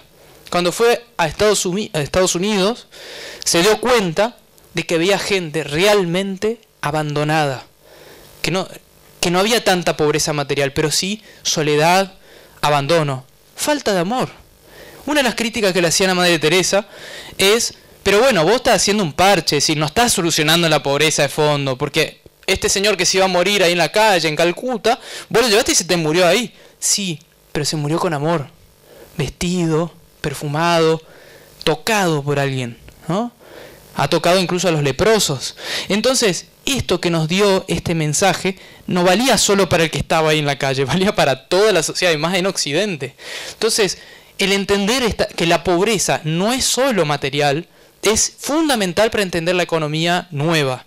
Porque tenemos que inventar nuevos índices, como nos estamos dando cuenta que el PBI no mide la felicidad y todo eso con Bután y demás. Bueno, la pobreza tampoco está bien medida. Hay una pobreza que pasa desapercibida en los índices. La falta de amor, ¿dónde está medida? No la tenemos medida. Como vamos bien con el tiempo. Bien. Ahora sí. Ahora un paneo general. Ahora me tengo que jugar por algo porque, como dice Nietzsche, no hay que destruir todo y dejar, sino hay que dar algo. Si no, uno se queda en el león nomás. Y bueno, entonces hemos pasado cuál es la relación de economía y sentido a la vida. ¿Por qué nos preguntamos sobre el sentido? ¿Por qué es importante que esto se incluya en el debate científico? Que la ética, existe una ética científica, incluso con método hipotético deductivo, puede tener parecido a las ciencias sociales y también son re subjetivas. ¿Por qué no preguntarnos de algo tan importante como la ética? El sentido de la vida de manera racional. Todas las posturas que hay, y bueno, y yo me pregunto, cuando estudié economía dije, ¿cómo uno puede ayudar en la economía, ¿no? Pensaba a ver si puedo pensar un sistema y me di cuenta que era pensar afuera. Yo me llevó a meditar, a leer a un montón de cuestiones y darme cuenta que empezaba por acá, empezaba por mí. O sea, no podía hacer nada por el otro. Empezaba por mí y recién de ahí podía dar algo. Entonces, primero, cuando la postura que comparto es tener noción de lo importante que es el sentido. Por eso digo, el sentido del sentido. Necesitamos motivación, entusiasmo, ganas de vivir, dirección de nuestro movimiento. ¿Cuál es tu sentido de la vida? No sé, el hoy. A ver, voy para allá. No podemos no tener una dirección. Por un momento estoy bien, pero estoy en una balsa en el medio del océano. Y caigo en esto que Sartre llama, o Heidegger después, esta nada absoluta. Y aparece la angustia existencial. Y todos tenemos un poquito de esa angustia. No sabemos por qué nos quedamos solos un domingo, nos da unas ganas de llorar, un día de lluvia. Porque no tenemos esto, ¿no? No tenemos un sentido. Entonces necesitamos esa dirección, como decir, no es que específicamente voy a planificar los siguientes días de mi vida, porque nadie sabe, pero más o menos voy por allá, ¿no? Hoy lo veíamos a Martín acá con el saxofón y si tratamos de mirar el futuro, capaz que lo veamos en Broadway, en Nueva Orleans tocando. No es que se va a ir a China a, no sé, a vender papas fritas. O sea, más o menos el saxofón, y si lo conocemos más, vamos a ver más cosas que le gusta hacer. Se va a tener una dirección de su movimiento. No va a ser una cosa que, a ver, el viento, hoy dejo el saxofón y hoy voy a volverme, no sé, agricultor de zanahoria. No. O sea, no. Entonces necesitamos un poco de esto. Estas ganas de vivir, que para Freud es el eros, contrario al tánatos. Estas ganas es como esta retracción, esta ganas de morir. Tánatos era el dios de la muerte, eros de la vida. La erótica tiene que ver con la vida, con la sensualidad, con el... Y cuando puedo tener eros, puedo disfrutar y saborear la vida. Cuando esto no está, la vida es blanco y negro. No tiene sabor, es insípida. ¿Y por qué también es importante? También desde la psicología, vamos a decir, está reconocida esta necesidad de autorrealización. Este psicólogo, que es uno de los más leídos, ya hay posturas nuevas, pero sigue siendo un clásico, nos postuló las necesidades humanas en 5 escalones. Pero estamos tan enfrascados en las 2 primeras, es decir, en la supervivencia material y después la seguridad, cuidar lo que tenemos. Vidas seguras, esto lo dije bastante en el diario Litoral y ahora lo van a entender mejor. Pero poco pasamos a las necesidades superiores. Y tenemos esta que es, él dice, la necesidad de dejar la huella en el mundo, tener un sentido. Entonces una cuestión, para unos pocos pareciera. Yo propongo que tenemos que empezar al revés. Todo esto otro tenemos que definir en base a esto. No soy el único que lo propone. Entonces lo primero es el sentido. ¿Y si no, qué pasa? Esto. Vamos hacia esto. Vamos hacia esta necesidad de motivación, de entusiasmo. Y entiendas entusiasmo desde su etimología griega, que es en teos, Dios en mí. Este Dios entendido que es el que me da esa energía, esa vida. Dios entendido como vida. Dios entendido como ser, en mayúsculas. Pulsión de vida. Entonces, esto es lo que se ha apagado. Por eso hoy se empieza a hablar mucho del sentido de la vida, el entusiasmo, la inspiración, otro estado relacionado. Y resulta que existe un estado de desgano. No tengo ganas de vivir. No tengo motivación. Me da lo mismo levantarme. Me da lo mismo estar vivo que no estarlo. Yo he estado en este estado y realmente puedo dar una cátedra de lo que es la depresión. Y hoy estoy a 1 año y 1 mes de haber salido completamente de la última depresión. Quizás fue positiva, como dice Nietzsche, en el sentido de sacar toda la maleza, ¿no? Lo que cuando uno está en una depresión, entra un nihilismo, donde es lo mismo estar vivo que no estarlo. Pero al salir, saca toda la maleza, ¿no? Lo que no estaba bien sustentado se cayó. Ahora hay que construir arriba. Y empezando por el sentido de la vida, porque si no, no tengo motivación, no me levanto de la cama. No podemos vivir de ese modo. Entonces, yo me puse a pensar racionalmente, para no decir esto es así, punto. ¿Qué requisitos debería tener el pensar racionalmente un sentido de la vida para el ser humano? Y yo pensé primero uno matemático, ya que tanto nos gusta la matemática, y lógico. Otro que tiene que ver con el yo. Estos son los 4 criterios. Otro que tiene que ver con nuestra naturaleza social y conciencia de unidad, es decir, que existe un otro. Si solamente tengo un sentido vinculado a mi yo y nada más, le falta algo. Desde este criterio, tiene que contemplar al otro. Y además, la paz, porque si entre yo y el otro, si no hay un vínculo pacífico, ¿cuál es el sentido? O sea, si todos buscamos la paz, desde las religiones todos estamos de acuerdo en la paz. La bandera que está acá, no hay quien no esté de acuerdo en la paz. A lo sumo podrá pasar con mis Aristóteles. Nos equivocamos en el medio, luchamos por la paz. Una gran contradicción. O luchás o buscar la paz. ¿En cuál te decidís? Entonces, podemos caer en contradicciones desde la ignorancia, pero esto lo buscamos todo. Entonces, está bueno incluirlo también. Esto también es un requisito. Dicen los sociólogos que hoy nuestras sociedades modernas son de esencia conflictivas. O sea que esto no está, porque entre esta relación hay lucha de poder y demás. Quizás podríamos pensarla a Marx cuando decía que el fin del capitalismo es el fin de la lucha de clases. Y si leyéramos que el fin de la lucha en general, ¿no sería el comienzo de la paz? Haciendo una lectura al revés, también sería una forma interesante. Y Marx no ha dicho No se atrevió a decir, no lo pudo pensar qué es lo que viene después. Simplemente pensó en su negación. No hay lucha de clases. Y si lo pensamos en positivo, hay paz. También está Marx acá, de esa forma de mirar. Bueno, acá tenemos 4 principios para pensar. ¿Estamos de acuerdo? ¿Esto está bueno para pensar un sentido de la vida? ¿Queda algo fuera? Bueno, si queda algo fuera, lo podemos después charlar. Entonces, criterio lógico matemático. Este es muy importante porque podemos descartar los absurdos. Entonces, ese sentido debe ser posible de ser mantenido durante toda la vida. Por ejemplo, tener una casa no es un sentido de la vida. La tuve, me quedé sin sentido de la vida. Entonces, caigo en depresión. Y de hecho nos pasa eso. Nuestros sentidos a veces son temporales. Hasta esta etapa de la vida, criar a los hijos. Los hijos se van de casa, síndrome del nido vacío, psicólogo, 50 años, la crisis de los 50.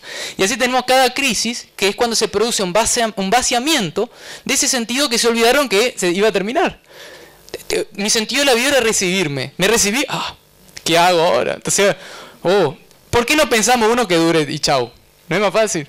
Y lo otro, puedo tener una familia, hacer una carrera, pero no son el sentido de la vida. Son metas, medios, muy importantes para expresarme, pero no son mi sentido.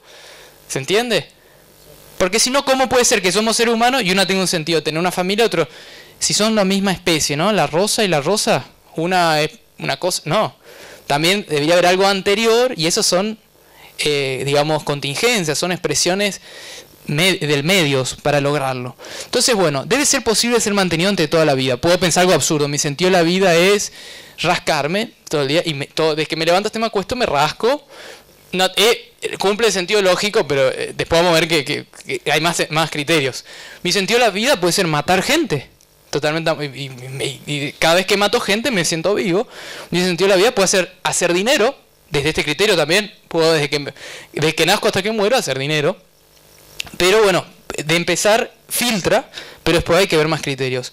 Es decir, no puede ser objetivos concretables y sí se complementa con objetivos, pero los objetivos son medios. Tener una familia es un medio, no es el sentido de la vida. Y es fuerte decir esto. No puede ser, porque se acaba. Tener hijos no puede ser el sentido de la vida. Y las mujeres ahí, crisis. Porque yo era eso.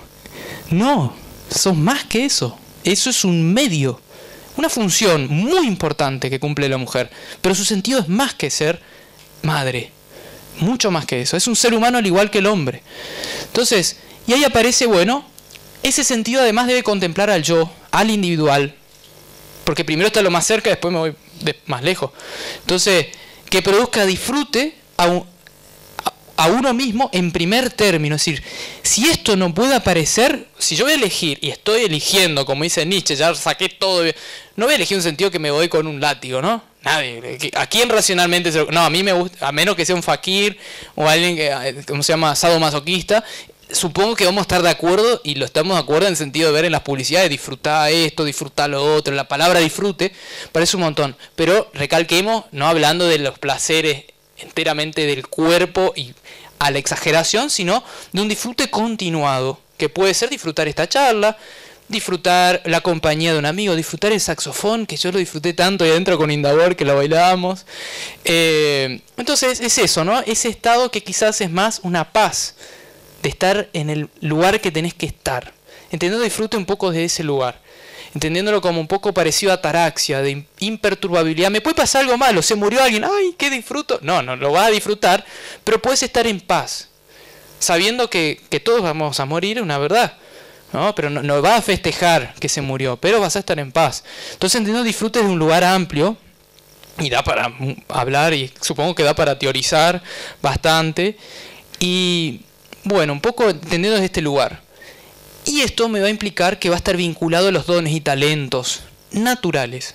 Porque va a aparecer este concepto, que yo creo que los griegos lo tenían más en claro que nosotros, de la naturaleza.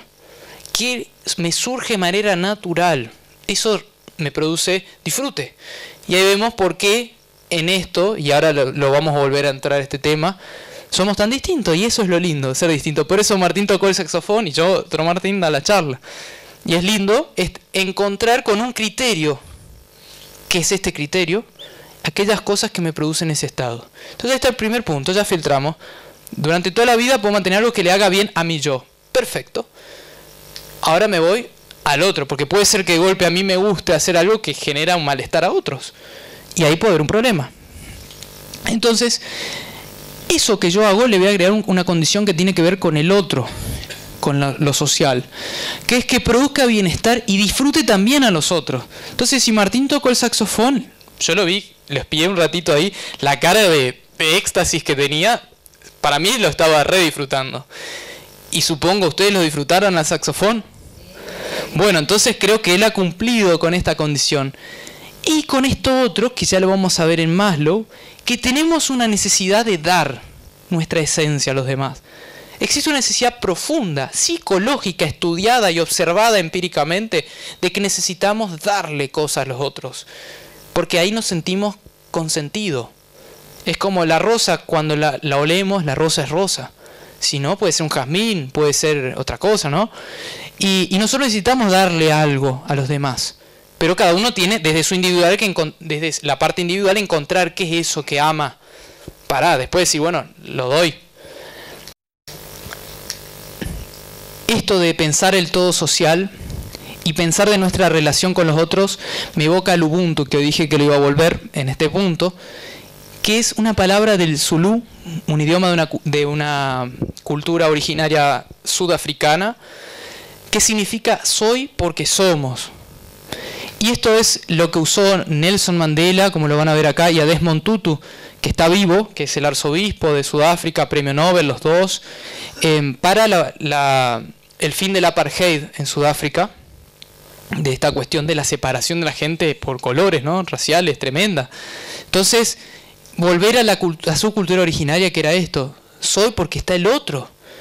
Y lo escuché hace poco a Desmond Tutu, que decía de que, eso que dije hoy, de que sin el otro yo no hablaría este idioma.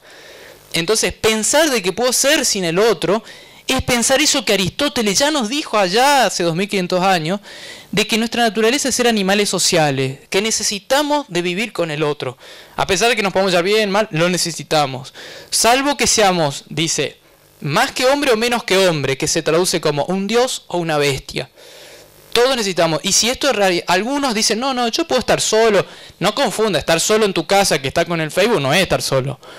Realmente, puedes decir, a partir de ahora, por el resto de mis años de vida, voy a vivir en una isla sin contacto con nadie. ¿Alguien puede? Podemos hacer un experimento científico. Esto no está aceptado. Entonces, ¿por qué negar lo innegable? Obviamente siempre va a haber alguna postura para postular. Pero esto es una obviedad no reconocida hoy, en nuestra opinión de mayoría, en la economía, ¿cierto? Entonces, podemos aprenderlo de otras culturas. También esta necesidad del otro, nos lo dice su santidad, el Dalai Lama, que el verdadero significado de la vida es ser feliz y útil para los demás. Yo no puedo ser feliz si no tengo esta sensación de que soy útil. De ahí viene esto de que el trabajo dignifica. No es el trabajo, es el ser útil. Porque el trabajo entendemos solamente por lo que me pagan. Y resulta que si Doña Rosa, con la chancleta en los ruleros, como decía Neustadt, está limpiando su casa, no está trabajando. Pero ¿cómo puede ser que si le paga el vecino trabaja y si está limpiando para su marido no le paga? No es trabajo. Entonces, el ser útil no es el trabajar en sentido que me paguen. Es ser útil. Es lo que me dignifica. Es lo que me da sentido. Me completa. Porque si yo limpio para nadie, me falta algo. Y hoy ya esto del trabajo doméstico ya se está empezando a cuestionar, se está empezando a reconocer que el trabajo doméstico es trabajo, por ende se le dan, digamos, beneficios a las mujeres. Es muy importante que esto empiece a ocurrir porque estamos abriendo la cabeza que todo es trabajo. En realidad no hay trabajo y no trabajo, todo es trabajo. Todo lo que estoy haciendo, todo es trabajo. Me pagan o no me pagan, eso es otra cosa. El ser útil es lo que me dignifica. Entonces todo este es el punto 3, que contemple que llegue un otro, ¿no? Y ahora, y que en esa interrelación de yo y el otro exista paz, ¿no? Entonces, y esto me va a implicar una gran sabiduría, que es respetar al diferente. Y respetarme implica apreciar la diferencia. No que el otro sea igual a mí, que se vista como yo, que use el mismo corte de pelo, entonces lo acepto. No, o que crea en mi religión. ¿Cómo es? Esto es una gran sabiduría que hoy la están recuperando los bolivianos.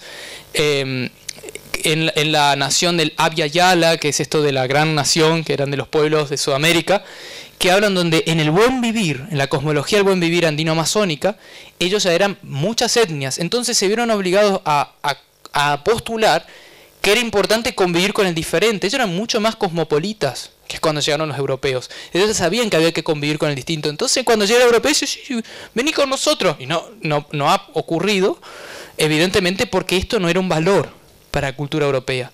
Que hoy lo estamos empezando a cuestionar porque todos los países se han vuelto cosmopolitas, es importante, pero también podemos ver que hay culturas que ya vivían de este modo y lo siguen haciendo, ¿no? Esto de respetar al distinto. Buscar la complementariedad, como muestra este gráfico simbólico. No el convertir al otro. Incluso en la cuestión de religiones, como Gandhi lo mostró, no el musulmán convertir al católico o el católico al... No, respeto. Complementariedad. Hasta está bueno que estudies la religión del otro para conocerlo, porque es tu amigo. Como con Indabor leemos la Biblia. Yo no tengo una religión, pero me encantan todas. Me encanta leer con Indabor la Biblia. Y me encanta con un amigo evangelista que me lea del punto de vista evangelista. Me encanta con la familia Su, lo conocen acá los del Tao. Hay una familia taoísta y he tomado el té y he aprendido mucho del Tao. Pero no me dice taoísta, yo soy ser. Entonces, pero es bueno aprender del distinto. Es bueno. No hay que convertir al otro. Entonces, aprender del diferente, el sentido de considerarnos al mismo nivel. Porque donde aparece que lo mío es superior a lo tuyo es el germen de la guerra, dijo Gandhi. Si queremos mantener la paz, ya tenemos que aprender de esto. Y podemos aprender con los que se han vivido milenariamente. ¿Por qué no hacerse un viajecito a Bolivia o a Sudáfrica con los Zulú? O decir, todas estas culturas que ya sabían que hay que convivir con los diferentes. Para que vean, en Bolivia hay 36 etnias que conviven. Uno debe pensar como que son originarios. Son 36 etnias, dentro de los cuales hay guaraníes, collas, aymaras, y son los 3 que me acuerdo. Los otros son nombres tan raros que no me los acuerdo. Y entonces lo interesante es eso, que hay personas que ya tienen esta sabiduría. Y, como he dicho, ¿por qué esta necesidad del otro? También está en la pirámide de Maslow. Es una necesidad social, humana, psicológica, y que tiene 2 dimensiones. Una es la necesidad de pertenencia a un grupo, llámese todo social, y también a una necesidad de reconocimiento. Y esto yo lo tomo que cuando yo doy algo a alguien, esa necesidad que dijo el Dalai Lama, ser útil, reconocimiento, ¿no? No reconocimiento de que vos sos el mejor, el más capo. No, eso que me diste me sirvió, me hizo bien. Y en ese instante se completa mi sentido. Desde que alguien se fue a la rosa y olió su fragancia y dijo, qué rico, se completó. O cuando vino la abeja y llevó el polen, se completó. Hasta ese momento le faltaba algo, ¿no? Estoy encerrado en mi mansión, todo, y como dijo la Madre Teresa, soy pobre. Me falta algo. Entonces, me falta, y psicológicamente, una necesidad que es tan importante como la sed y el hambre. O sea, cuando consideremos estas necesidades a la misma altura que la sed, el hambre y la necesidad fisiológica, vamos a haber hecho un cambio de paradigma abismal. Entonces, y la paz en la economía se traduce en cooperación.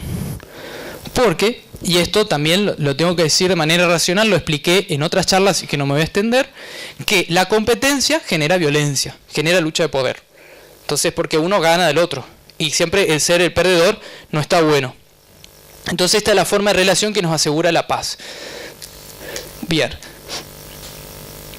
Y Mandela dice, para ser libre no solo hace falta deshacerse de las cadenas de uno, sino vivir de una manera que respeta y potencia la libertad de los otros. Que un poco mi vida no es solo mía, es también de los otros, ¿no? Y eso no está incluido en nuestro sentido de la vida popular, es lo que le falta. Entonces yo me juego a definir algo para completar, bueno, yo postulo esto, después que cada uno no me crea, lo tome, lo cuestione, y si lo pule me manda un mail y lo ponemos en la próxima charla. Entonces, este sentido de la vida consiste en disfrutar de una vida pacífica, que sea constructiva, que construya, no que destruya. Constructiva para nosotros y para los demás, yo y el otro. Implica hacer lo que nos es natural, y acá vamos a entrar a los dones y talentos, que nos produce entusiasmo y paz. Las actividades que nos den estas actitudes son dones y talentos. Y y brindarlo a los otros en nuestro modo de vida completo, no solo el trabajo, no importa si le limpio al vecino o limpio mi casa, no importa si canto y me pagan por cantar o canto gratis porque tuve ganas o porque canté en un colectivo urbano, lo que importa es que lo brindé a los otros y me sentí útil, eso importa. Entonces, este modo de vida debe darnos la sensación, y esto lo culmina, esto le da la frutilla, como diría la punta de la pirámide, la sensación de dejar nuestra marca en el mundo y dejarlo mejor que antes. Esta es la postura que comparto como una reflexión que he hecho hasta el momento. Como filósofo puedo ir cambiando y darle vueltas y sacarle puntas, ¿no? Y con el diálogo con el otro también. Así que me viene bien las críticas, crezco con las críticas. Y acá aparece Emilio Carrillo, un economista español actual que tuve la dicha de conocer y lo suelo nombrar porque me gusta su definición tan simple de los dones y talentos, que son aquellas acciones que hacemos naturalmente, o sea, sin esfuerzo, y esto hay que decirlo por este tema de naturaleza que tenemos hoy, ¿no? Naturaleza sin esfuerzo. La flor no se esfuerza por ser flor, ¿no? Ni el ruiseñor tampoco toma clases de canto, no se esfuerza por cantar. Pero nosotros sí tenemos que tomar clases de canto, si no van a ver lo que pasa. Bueno. Y nos genera entusiasmo. Él habla de esto, de las ganas de vivir, de la etimología del griego, ¿no? Enteos. Y yo le sumo, interpretar a entusiasmo también ganas de vivir, alegría, paz interior. O sea, lo que cumpla con estas condiciones son dones y talentos. Entonces dice, yo no tengo dones y talentos. ¿Cómo que no? ¿No hay nada que haga sin esfuerzo? Entonces, ya lo vamos a ver en la parte de filosofía práctica, que es el último punto. Acá llegamos. Bueno, ya llegamos al último punto. Vamos bien con el tiempo. ¿Y qué hago con todo esto? Y desde luego que se puede aplicar. De hecho, yo lo estoy practicando. Está aprobado por mí mismo. O sea que de mí mismo les doy el ok que funciona. Puede llegar a ser que a alguno no le funcione. Y está bueno que me lo diga si lo corrijo. Entonces, primer paso. Voy a hablar de 8 pasos de este sentido de la vida. Imagínense esos pasos como quien hace artes marciales que va del cinturón blanco así hasta el cinturón negro. Vamos a llegar al 8º, que es el cinturón negro, ahora de economía consciente. Desde el punto de vista negativo, recordar que el tener un sentido es, si no lo tenemos, estamos en un vacío, pesimismo, depresión y el deseo de autodestrucción. Se consuma este vacío con el suicidio. Porque es decir, el deseo de no existir y de sentirme tan desconectado al otro, se consuma que me voy. Y esto lo ven los sociólogos con las tasas de suicidios, ¿no? Y es interesante la relación de crecimiento económico y elevación de las tasas de suicidio, ¿no? Un poco la Madre Teresa tenía razón en esto, ¿no? De que la pobreza no la estamos midiendo muy bien. Esta pobreza no la estábamos midiendo. Y entonces, más allá de creer que no tenemos sentido, la postura nihilista, escéptica, puede estar fundamentada muy bien, pero al menos proponernos uno, reflexionado, como dice Sartre. Todo bien, no tenemos sentido, pero necesitas uno. Si estoy en esta postura. Y desde el punto de vista positivo, es la motivación para vivir, por el que me levanto de la cama. ¿Se preguntaron por qué se levantaron hoy? Es preguntarse esto, no es tan alejado. Lo que nos levanta de la cama, lo que nos da energía, entusiasmo, nos proporciona optimismo y esperanzas. Está la esperanza, ¿no? Que lo contrario es pesimismo. Nos da vitalidad y ganas de accionar, de movernos. Esto del movimiento. Justamente la falta de sentido nos tiende al reposo. ¿Y cuál es el reposo absoluto para el ser humano? La muerte. Ahí nos consumamos, ¿no? En ese punto. Entonces, también es por esto, dejar la huella en el mundo. Y acá les propongo una película que vi justo esta semana, que es que existe un deseo profundo dentro de todos nosotros, según Wayne Dyer, que es el de la película, y no es de change, es de shift, en inglés lo puse mal, perdón, se llama el cambio, que todos deseamos dejar el mundo más bello que cuando llegamos. Esto lo dice este señor en esta película, que después de esta charla se la ven y frutilla al postre. Ya ahí ya se les vuela la peluca, ya se les completa de volar lo que le quedaba de pelos ahí. Yo digo que mis charlas tienen que despeinar, porque en Facebook vi que las cosas buenas despeinan, ¿vieron? Jugar, amacarse, hacer el amor, decían. Y entonces, bueno, mis charlas también tienen que despeinar, digamos. Entonces, bueno, el segundo paso, una vez que digo, me tengo que cuestionar el sentido de la vida, es salir de la queja y el nihilismo. destructivo, es salir, que ahora le voy a mostrar el estado del león. Y esto implica que es asumir el poder. Lo que te dice Sartre, bueno, no hay sentido, pero hacete responsable de tu capacidad de elegir. De última, sos un ser libre y eso es lo único que hay. Y hacete responsable, asumí tu poder. Dice Einstein, si buscas resultados distintos, no hagas siempre lo mismo. También otra frase sabia, para darnos cuenta de que si queremos un cambio, tenemos que empezar por cambiar los métodos, ¿no? Entonces, y recordar nuestra función de agente microeconómico y político. ¿Me estoy quejando con la política? ¿Echando culpas afuera? La culpa de los políticos. No. La culpa es de la elite, la oligarquía, los Rockefeller, los Rothschild. No, son unos aliens que controlan a la elite mundial y nos controlan. No, son unos seres de otra dimensión que nos tiran rayos. Siempre hay algo afuera. ¿Y tu libertad? Vos no haces nada. Entonces en esa postura no hagas nada. No queda nada.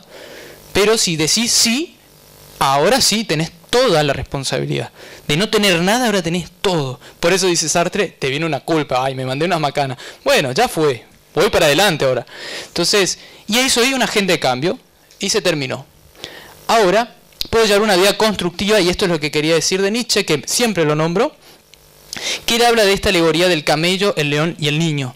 Que dice que la transformación de cada ser humano, y posiblemente de la humanidad, pasa por estos tres estados. Un estado camello, en el cual se siente oprimido por las estructuras, por el padre, por el patriarcado, por el jefe, por un mandón, por los aliens, por los no sé qué, y de golpe rompe. Me libero de esto, liberación, revolución, y en la adolescencia rebeldía. La palabra es no a esto, no a lo otro, estoy anti esto, y vos anti. Entonces, león, y mi generación es muy león. Yo nací en una generación muy rebelde que por si a vos decimos no. Entonces, ¿qué nos cuesta el sí? Y cuando llegamos al sí, vamos al niño. El niño ya pasó por el león, rompió todo, no quedó nada.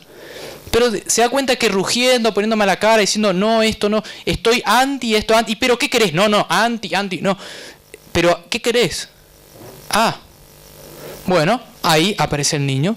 Es el estado niño que es cuando aparece el sí. Sí a esto. Primer sí, a estar vivo, con un motivo. Ahora, esto me gusta, esto también. No, lo que no me gusta ya fue. Esto me gusta. Entonces, ahora tengo un motivo. Y esta es la vida constructiva. Yo llamo constructivo a este estado. Y quizás todos pasamos por este estado. Los pacifistas, los grandes pacifistas tuvieron sus momentos violentos. Mandela estuvo 27 años en prisión. Gandhi tuvo momentos violentos. O sea, nadie va a decir, yo soy perfecto. No, acá tenemos nuestro derecho a tener nuestro momento león, nuestro momento nihilista, depresivo, lo que sea, todo bien, pero no es para quedarnos ahí, no es nuestro destino quedarnos ahí. Tercer paso, ahora ya me voy al sí, al estado niño, salí de la rebeldía, la indignación, del no. Ahora, ¿qué quiero hacer? ¿Qué me gusta hacer? Dice Alan Watts, si el dinero no importara, ¿qué harías? Recuerden a Doña Rosa que si limpia su casa o la del vecino, ¿qué harías? No importa si te pagan o no te pagan. Si no tuvieras miedo a nada, ¿qué harías? Una forma de descubrir los dones y talentos es, ¿qué harías? ¿Qué haces sin esfuerzo y sin enfocarte en los resultados? ¿Qué haces con ese modo? Otra pregunta es, ¿qué haces si te genera entusiasmo, ganas de vivir? O sea, ¿qué haces y sentís eso cuando lo haces? Por eso somos tan distintos, ¿no es? No a todos nos gusta hablar en público, sino todos daríamos charla. A algunos no les gusta, no a todos les gusta tocar el saxofón, no a todos les gusta cocinar. Entonces, pero hay algo que te gusta y te produce eso es tuyo. Diría Platón, tu lugar en la polis, ahí tenés que ir. Entonces, y si no encuentro nada, bueno, ¿qué te gustaba de niño? Por eso puse las imágenes acá. Y yo me empecé a acordar después, yo estudié ciencia económica, me recibí de contador, y cuando yo era chico decía que iba a ser científico. De grande que iba a hacer teorías. Y lo que yo jugaba era ser profesor, y después me fui a una vida que me iba a llevar a estar liquidando impuestos, nada que ver. Entonces me di cuenta que uno tiende a volver a esto. ¿Cómo jugaba? Y si no se te ocurre nada, pero no me... Bueno, experimentá. Entre quedarte pensando, decía, a ver, ¿será que me gusta el violín? Anda a tomar una clase de violín. Te produjo entusiasmo, todo. Violín. Dale para adelante con el violín. Y además otras cosas, porque somos multifacéticos. Y ahora lo vamos a ver eso. Entonces, los dones y talentos son naturales y divertidos. Cuando están los dones y talentos, está bien, está entusiasmado, se ríe. Parece la risa, ¿no? Entonces es lúdico, el ludens, el homo ludens, dicen algunos, el hombre de juego. Entonces, ¿qué hago con los dones y talentos? Todo esto, construyo un modo de vida que lo exprese en su totalidad. Y a mí me gusta usar esta metáfora porque me gusta cocinar dentro de mis dones y talentos. Entonces, hacer la mezcla del propio modo de vida, ya no es el trabajo ideal. Yo escribí un artículo sobre eso, pinchando el globo, el trabajo ideal. No hay un trabajo que te llene todo, porque si, por ejemplo, a mí, para que encontré el trabajo ideal para Martín Traverso, si alguien lo encuentra, por favor me lo dice, pues yo no lo encontré. Un trabajo donde pueda hablar, donde pueda estudiar, donde pueda amacarme, donde pueda cocinar, donde pueda cantar, no hay. No me pagan por hacer todo eso a la vez, ¿no es cierto? Entonces, no existe. Por ende, evidentemente hay modos de vida de acuerdo a cada uno, que permiten que se exprese todo eso. Por lo que llamamos trabajo, lo que llamamos hobbies, actividades no lucrativas, muy importante, porque hay veces que nos privamos de hacer cosas por los otros porque no nos pagan, ¿no es cierto? ¿Y por qué no hacerlas gratis? Si por vos, como dice Julian Weich en su libro 5% de tu tiempo, es que está comprobado neurológicamente que ayudar al otro te hace bien, desde la neurología también. Te liberás serotonina, no sé qué cosa, sale la depresión, así que por vos egoístamente, andá igual, gratis, andá a ayudarlo. Andá a esa ONG Ecología, si te gusta la ecología, te gusta contar cuentos a los ancianos, andá a contar cuentos, te gusta hacer actividades con niños, andá a hacerlo por vos. Dice que es el egoísmo más lindo, porque de manera egoísta termina ayudando. Bueno, así que también repensemos esto. Esta se llama la economía del voluntariado, el tercer sector se llama hoy. Y es un área que el ser humano, porque no todos nos van a pagar, ¿no es cierto? Entonces, por eso también es interesante hacer esta reflexión. Y relaciones sociales, deportes, o sea, también cuestiones que, reuniones, o sea, todo a partir de todo esto es donde voy a expresar mis dones y talentos. Algunos son anfitriones, como mi mamá, por ejemplo, que está ahí sentada en la charla. Y entonces, también es un don. Invitar gente a tu casa, atenderla, todo lo que te gusta hacer sin esfuerzo, hacelo, punto, se acabó. Entonces, el cuarto paso es ser chefs de nuestra propia vida.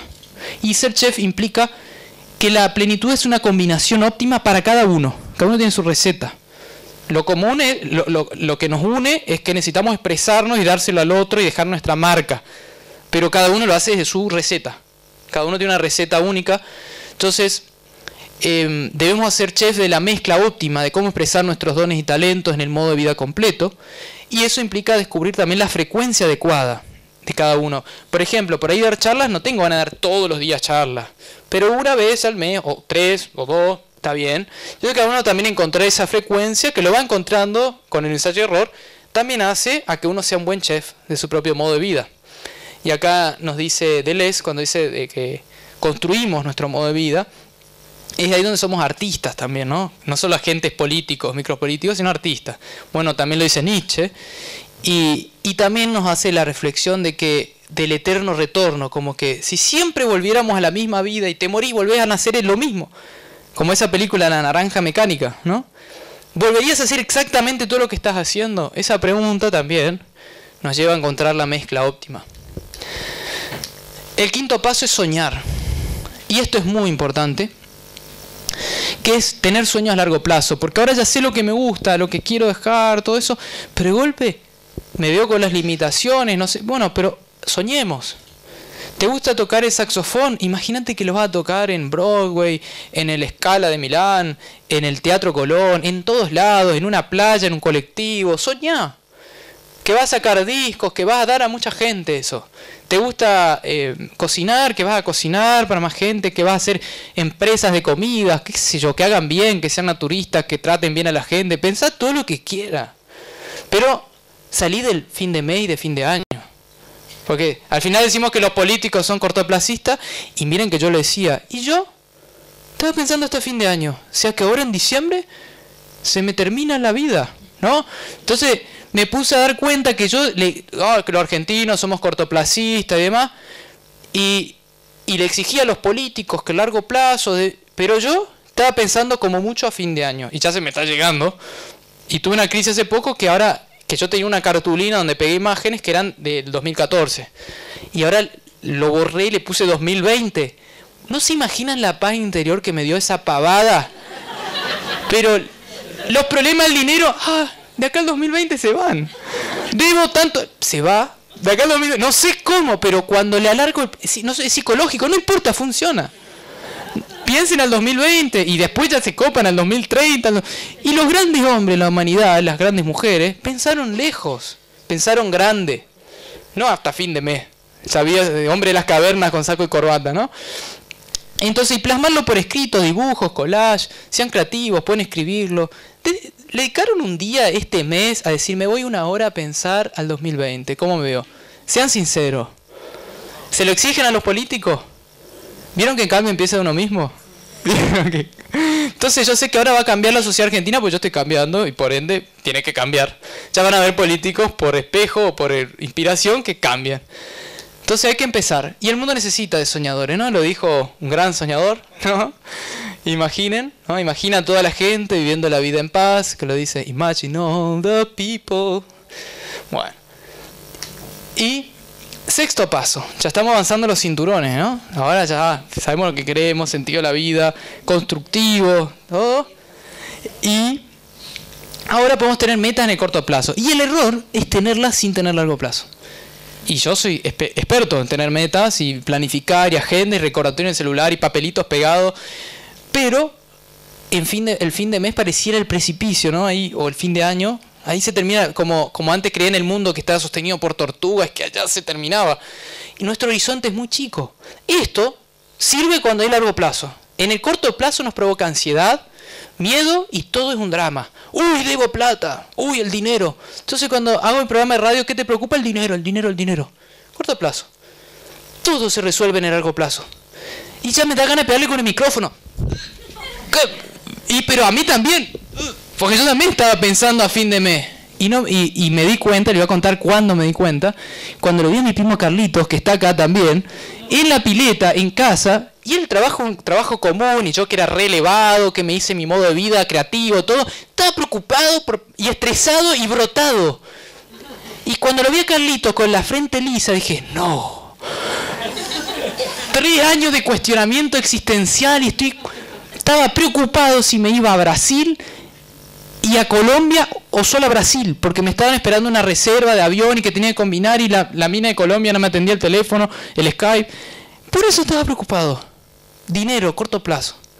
¿Y ahora qué tiene mi vida totalmente loca, impredecible? Largo plazo. No sé si va a suceder o no, pero me dio paz.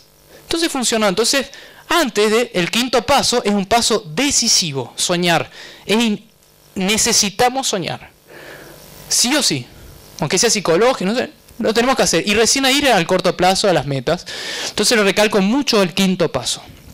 Después revean la charla, la estudian. Y el quinto paso hay que pasarlo, ¿eh? Hay que dedicarlo un día en el mes, en el año, en la semana. Bien, ¿y la utilidad de las metas? Bueno, una vez que tengo largo plazo, son muy útiles las metas, pero con el largo plazo. Porque sirven para dar dirección a nuestro movimiento. No son fines en sí mismos. El fin no es, yo no vivo por esto. El sentido de la vida es otro. Esto es un medio para moverme, para decir, no voy como la balsa en el medio de la... Hay lugares que más o menos me determinan mi dirección. Nos motivan, son medios para que podamos expresar en el corto plazo nuestros sueños. No olvidar que son excusas. Es decir, observar la obsesión, la autoexigencia, el perfeccionismo. Acá hay un maestro de autoexigencia y obsesión, les puedo decir que la conozco al TOC, ese trastorno obsesivo compulsivo. Lo experimenté en su totalidad, en mi época de contador, estudiante, y tuve mis crisis por ese tema. Bien, y actuar en corto plazo, pero con visión en nuestros sueños. Cuando no sabés cómo vas a resolver algo, salí de ahí, anda a tu sueño. Eso se va a resolver. Que los árboles no te tapen el bosque, como dicen, ¿no? Uno puede decir eso cuando tiene largo plazo. Cuando solo tenés corto plazo, lo único que hay son los árboles, ¿no? No hay bosque. Entonces es necesario el bosque. Y esto ayuda mucho. Todo lo que es meditación, relajación, tener un hobby artístico, algo que nos saque de eso, que nos preocupa, es necesario, ¿no? Para esta delicada combinación de las metas y no obsesionarnos, ¿no? Porque las metas tienen ese tema también, la obsesión. Entonces esto también ayuda para ese tema. Séptimo paso, ya estamos llegando al octavo y al último, así que ya vamos terminando. Los intercambios económicos. este sentido, recordar que la motivación principal es la expresión de lo que amamos hacer, no es para hacer plata. No vivimos para... No, eso, como dijo Aristóteles, confundir medios con fines, ¿no? Es disfrutar de lo que hacemos y tener buenas relaciones humanas. Y en el medio hay plata, no hay plata, me pagan, no me pagan, me regalan, me regalo, hago trueque, no importa. Valorar al mismo nivel que el trabajo, a los hobbies, a las actividades sociales, a las actividades no lucrativas, al mismo nivel. Psicológicamente, si logro eso es porque realmente estoy borrando esa línea divisoria. Y ahí estoy en economía consciente. Ya estoy ahí, ya se puede decir que mis relaciones económicas van a ser conscientes. Y la relación con el dinero, que todo, el dinero, bueno, una relación funcional. Es un instrumento en este momento histórico, en esta sociedad, con este paradigma. Es un instrumento como el petróleo, ¿no? Que es una tecnología, pero de esta sociedad con este paradigma. No significa que va a estar siempre. Pero mientras esté, instrumento, no fin. Ser creativos para resolver los intercambios. El dinero no es el único medio. También, es esto que ya lo voy a nombrar. Ser cooperativos y responsables con su uso. Recordar que la cooperación es lo que nos produce paz con el otro en la economía.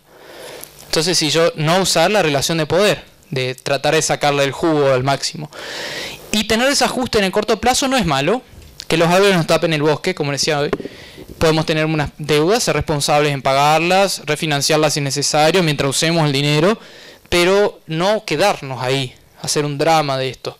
Mirar a largo plazo. Todo eso se diluye en largo plazo. Siempre mirar a largo plazo.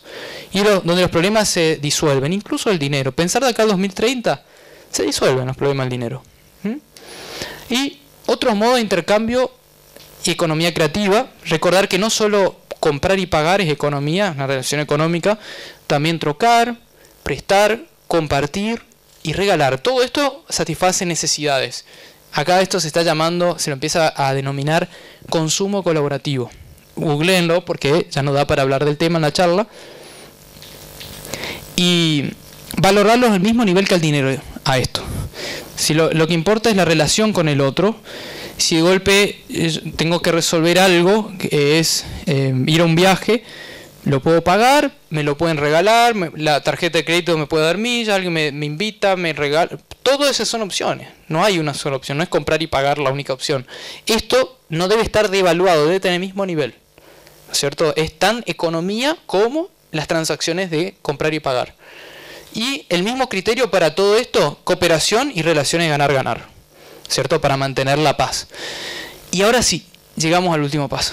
Ahora, este es el momento que es el más alto nivel de dificultad, que es el cinturón negro. Soltar el control del cómo, ¿no?